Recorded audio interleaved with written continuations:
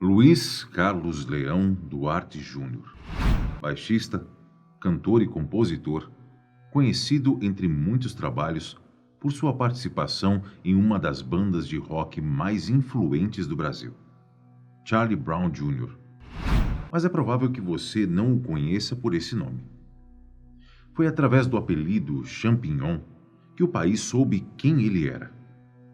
Um nome dado pelo Chorão, o vocalista do grupo, que certa vez comparou o penteado de Luiz a um cogumelo. No vídeo de hoje, eu vou te contar um pouco da história de vida dele e de como foram os últimos dias desse importante músico. Aqui é o Luke, e você é sempre muito bem-vindo. Requisitado e considerado por muitos como o melhor baixista do Brasil, Champignon mostrou talento desde cedo, quando aprendeu a tocar baixo e bateria ainda criança. Ele nasceu no dia 16 de junho de 1978 em Santos, no estado de São Paulo, a mesma cidade onde conheceu Alexandre Magno Abrão, o Chorão, e começou sua carreira musical como baixista da banda WhatsApp. Só que, após a saída de Chorão, o tempo de Champignon no grupo estava contado. Passados alguns meses, o baixista também resolveu sair, época em que recebeu o convite que mudaria a sua carreira. Ao lado dos músicos Marcão, Tiago Castanho, Renato Pelado e do próprio Chorão, Champignon deu início ao Charlie Brown Jr. Vale lembrar que, quando a banda começou de fato, Champignon tinha apenas 14 anos. Entre muitos sucessos e os famosos altos e baixos que artistas enfrentam no mundo da música, Champignon e os outros integrantes decidiram sair do Charlie Brown Jr. em 2005 devido a desentendimentos com o empresário da banda e com o próprio Chorão. Mas ele não ficou parado. Até 2011, novos projetos bateram na porta do baixista. O primeiro envolve a banda Revolucionários, na qual ele passou a trabalhar tanto como baixista quanto como vocalista. Inclusive, em 2007, ele chegou a ganhar o prêmio de melhor instrumentista do ano no Prêmio Multishow de Música Brasileira. Mas o grupo chegou ao fim em 2008 e Champignon entrou para a banda 9.000 Anjos, que tinha entre os seus integrantes o baterista Júnior Lima, lá do Sandy Júnior, que você já deve conhecer. Mas, como a vida é feita de surpresas, 9.000 Anjos chegou ao fim em 2009 e Champignon fez alguns trabalhos aqui e ali até retornar ao Charlie Brown Jr. 2 anos mais tarde. Embora ainda houvessem alguns atritos entre o baixista e Chorão, a banda seguiu seu caminho até 2013, ano em que o vocalista faleceu. Dia 9 de setembro de 2013. A data que foi um baque para o mundo musical brasileiro e que pegou não apenas os fãs de Champignon de surpresa, mas todo o país. Na noite anterior, o baixista e a esposa, a cantora Cláudia Bosley Campos, que estava grávida de 5 meses, foram a um restaurante japonês com alguns amigos e tiveram uma discussão. Uma informação que foi repassada pela delegada Milena Suegama alguns dias após a morte do músico e confirmada por Cláudia em uma entrevista ao Fantástico. Champignon estava um pouco nervoso, como Cláudia descreveu, e ela pediu para que os dois fossem embora do restaurante. A discussão teria continuado num apartamento onde moravam, embora os dois tivessem chegado no imóvel sem se falar e continuaram dessa forma do elevador até a casa. Champignon foi direto para o quarto que havia transformado em estúdio e fechou a porta. Já passava de 00:30 quando Cláudia ouviu disparos vindos do cômodo e, assustada, foi rapidamente ver o que havia acontecido.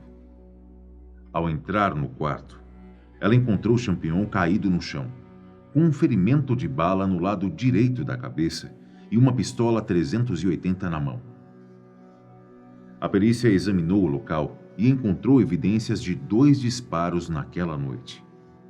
Um deles em direção ao chão, que eles acreditam ter sido feito para testar a arma, e o outro responsável por tirar a vida do baixista. A movimentação em seguida foi rápida, já que os vizinhos ouviram barulhos de tiros, latidos do cachorro do casal e os gritos de Cláudia. Um corretor de imóveis que morava em um dos apartamentos ao lado foi o primeiro a prestar ajuda. Ao entrar na casa de Champignon, ele foi até o cômodo e se deparou com a esposa do músico chorando e com o corpo caído em cima de alguns dos instrumentos guardados.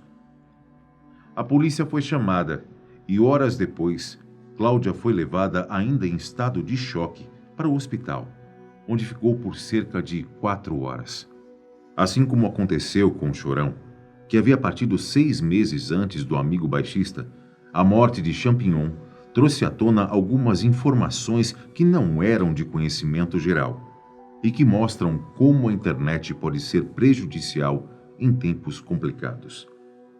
De acordo com Cláudia, o marido estava sentindo muitas dificuldades para lidar com as críticas da imprensa e dos fãs a respeito do grupo criado após a morte do Chorão, a banda A Banca. O projeto tinha sido uma homenagem ao vocalista do Charlie Brown Jr. e contava com os membros remanescentes do grupo, incluindo Champignon, que assumiu o vocal. E embora o projeto estivesse seguindo adiante, Champignon demonstrou vários sinais de depressão nos meses que antecederam aquela fatídica noite de setembro. Cláudia chegou a dizer que tinha o encontrado chorando algumas vezes, inclusive no dia anterior ao dia 9 de setembro, mas que não achava que ele estivesse em um quadro depressivo. No dia 8, um domingo, Champignon teria recebido fortes críticas na internet, em sua maioria que o apontavam como traidor, que estaria se aproveitando do legado do Charlie Brown Jr., até mesmo uma montagem chamando-o de Judas, e o novo grupo de mercenários foi postada em seu perfil do Facebook. O delegado Danilo Alexíades, que estava fazendo o inquérito do caso, também conversou com a esposa do músico e descobriu que, embora Champignon tivesse preocupado com algumas questões financeiras, o que mais incomodava ele eram as críticas. Essas críticas foram o assunto de uma conversa online, na tarde do dia 8, entre o baixista e o cantor Péricles Carpigiani, também conhecido como Peri. O cantor, que foi companheiro de banda na época do grupo 9.000 Anjos, disse que sentiu que o amigo estava cansado de ter que se provar e não estava conseguindo dar um tempo para respirar por causa de tantas críticas. Peri disse ainda que talvez os críticos não tivessem entendido o motivo para a criação de uma nova banda logo após a morte de Chorão, e que a velocidade que o novo projeto surgiu não foi bem interpretada. Assim como as irmãs do baixista declararam na época, Peri disse que Champignon demonstrava traços de bipolaridade, os quais ele acreditava que tenham sido potencializados por causa de algumas escolhas que o baixista fez no passado. No depoimento, Cláudia explicou que o marido havia assumido a liderança da banda a pedido de Chorão, pois o vocalista confiava no amigo e acreditava que ele era a única pessoa que poderia assumir o papel no Charlie Brown Jr. No sábado que antecedeu a morte do baixista, dia 7 de setembro, Champignon fez seu último post no Facebook, em que ele agradeceu ao público e aos parceiros pelo apoio à banda A Banca. No texto, ele ainda diz que estava chegando ao fim da turnê Chorão Eterno e que o grupo estava compondo seu primeiro álbum. Vale lembrar que, desde maio de 2013, quase 2 meses após a morte de Chorão, Champignon estava em turnê com um grupo que foi pensada para homenagear todo o legado do vocalista do Charlie Brown Jr. A turnê, que contava com as canções mais famosas de todo o trajeto da banda, estava prevista para terminar no mês de outubro. Inclusive, em agosto, o grupo chegou a lançar o Novo Passo, o primeiro single sob o novo nome da banda. No programa Conversa com Bial, em 2018, Cláudia explicou que o comportamento do marido estava diferente depois da morte do Chorão. Embora ela tivesse percebido comportamentos como tristeza e irritação, na visão dela, Champignon não deixou nenhum sinal de pedido de socorro. ainda mais por não ser um homem agressivo e não ter problemas com drogas. Cláudia só foi entender melhor o que se passava na cabeça do marido quando mexeu nos cadernos dele e encontrou escritos que demonstram o quanto ele estava sofrendo internamente. Em 2015, Cláudia foi até seu perfil do Facebook para divulgar uma carta que Champignon escreveu para Chorão, horas depois de ficar sabendo da morte do amigo.